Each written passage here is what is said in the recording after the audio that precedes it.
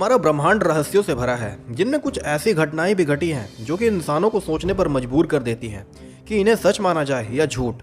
लेकिन दोस्तों, ये जरूरी नहीं कि हमने जो देखा नहीं वो घटना ही मिथ है, क्योंकि आज के आधुनिक युग में भी हमने पृथ्वी के सिर्फ कुछ ही % रहस्यों को सुलझाया है। ऐसे ही एक घटना है जिसे हम द डांसिंग प्लू के नाम से जानते हैं। इस घटना में लोग हंस हंस कर मारे गए, तो दिल थाम कर बैठिए। हेलो फ्रेंड्स, मेरा नाम राज है और नॉलेज उस्ताद पर आपका बहुत बहुत स्वागत है। वर्ष 1518 में यूरोप की एक देश फ्रांस के अंदर स्टारबग नाम की एक जगह पर काफ़ी लोग रहा करते थे, जिनमें से एक महिला भी थी जिसका नाम फ्रोट्रॉफी था। सारे लोग अपने रोजमर्रा के कामों में व्यस्त थे। तभी अचानक एक घर के अंदर से काफ़ी जोर जोर से हंसने की आवाज़ें आने लगी। सभी लोगों ने उस घर की ओर देखा। वो घर फ्रोट्रॉफी की थी। हंसने की आवाज़ें और भी तेज होती चली गई। थोड़ी देर में वो महिला घर से बाहर आकर हंसने लगी। लोगों को ऐसा लगा कि ज़रूर कोई खुशखबरी आई है, तभी वो इस कदर हंसे जा रही है। देखते देखते सेकंड्स मिनट में बदल गए, लेकिन ट्रॉफी की हंसने की रफ्तार कम नहीं हुई। लोगों को कुछ समझ नहीं आ रहा था। कुछ लोगों ने उसके पास जाकर पूछने की कोशिश की कि आखिर माजरा क्या है, लेकिन ट्रॉफी की हंसी रुकी नहीं रही थी। फिर वो बोले कैसे। लोगों को अब ट्रॉफी की काफ़ी चिंता होने लगी, लेकिन वो भी बेबस थे। अब क्योंकि फ्रांस के उस दौर को अंधकार का दौर भी कहा जाता है, क्योंकि उस वक्त के लोग काला जादू, डायन और भूत प्रेत पर काफ़ी ज़्यादा यकीन करते थे। इसी कारण कई लोगों ने ट्रॉफी के ऊपर भूत सवार होने का दावा किया, तो कईयों ने यह कह डाला कि ट्रॉफी डायन है। ऐसे ही चलता रहा और तकरीबन 1 घंटे तक हंसती रही। इसी दौरान अचानक कई दूसरे घरों से भी हंसने की आवाज़ें आने लगी। पहले कुछ घरों से, फिर दूसरे घरों से। यह सिलसिला काफ़ी तेज़ रफ्तार से चलता रहा। एक के बाद एक कुल 34 लोग ट्रॉफी की तरह हंसने लगे और हरकतें भी बिल्कुल एक जैसे करते। लोगों ने जब नज़दीक जाकर उनको देखा तो ऐसा प्रतीत हुआ कि सारे लोग हंस तो रहे हैं, लेकिन इनके चेहरे पर ना तो कोई खुशी है और ना ही कोई गम।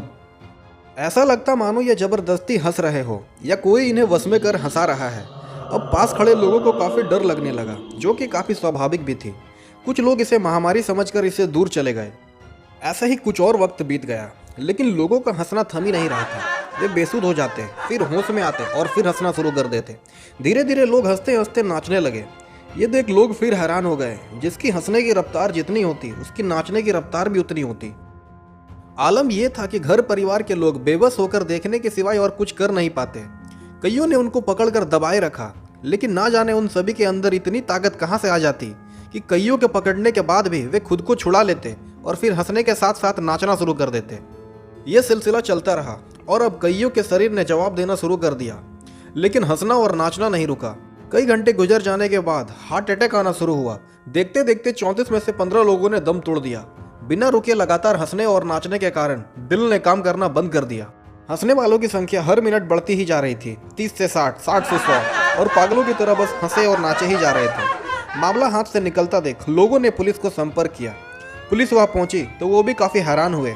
उन्हें समझ नहीं आया कि आखिर करे तो क्या। हंसने और नाचने वालों की संख्या अब 1000 के पार जा चुकी थी और जैसे जैसे वक्त बीतता गया वैसे वैसे दिल के दौरे से मरने वालों की संख्या तकरीबन 400 के पार चली गई।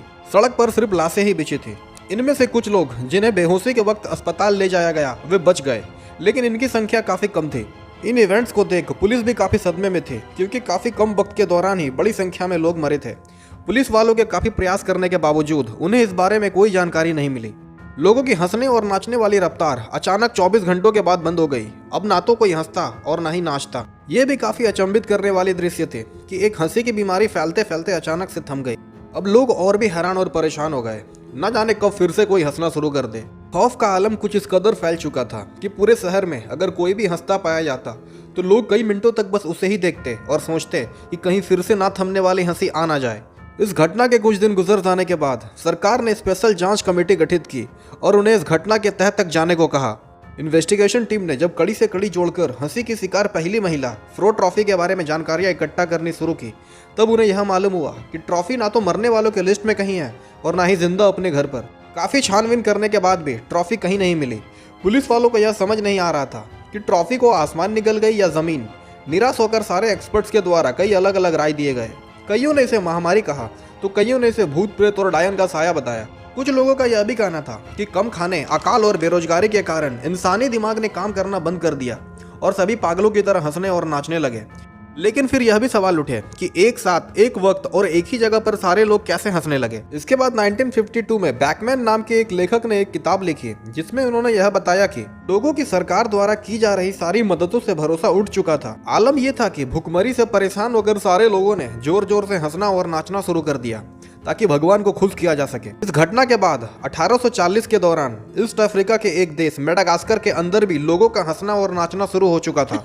फिर कुछ ही घंटों के दौरान सभी ने हंसना बंद कर दिया और पहले की तरह बिल्कुल नॉर्मल हो गए। दोस्तों, आज से तकरीबन 60 साल पहले तंजानिया के एक गवर्नमेंट स्कूल में 159 लड़कियां पढ़ती थी। अचानक एक दिन 2 लड़कियां जोर जोर से हंसने लगी। कुछ ही देर बाद सारी लड़कियां भी हंसने लगी और घंटे तक बस हंसे ही जाती। टीचर्स भी बिल्कुल भौचक्के थे। ऐसा चलते चलते 14 स्कूल के 1000 बच्चों ने हंसना शुरू कर दिया।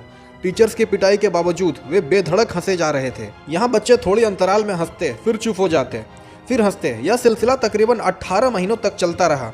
बाकायदा साइंटिस्ट ने इन बच्चों के ऊपर काफ़ी रिसर्च भी किया, लेकिन किसी भी निष्कर्ष तक नहीं पहुंच पाए। लोगों का कहना था कि पढ़ाई और अनुशासन की मार ने बच्चों के दिमाग पर काफ़ी गहरा असर डाला। लेकिन फिर वही सवाल, एक साथ सारे बच्चे एक जैसे हरकत कैसे कर सकते हैं? तो दोस्तों, ये कोई कहानी नहीं बल्कि एक सच्ची घटना है जिनके दस्तावेज आज भी फ्रांस के एक लोकप्रिय म्यूजियम पर रखी गई है। आपका इस बारे में क्या मानना है? कमेंट बॉक्स पर अपनी राय जरूर लिखें। Thank you. अगर आपको हमारे वीडियोस अच्छी लगती हैं तो वीडियोस को लाइक करें, चैनल को सब्सक्राइब करें, साथ ही साथ बेल आइकन को दबा लें।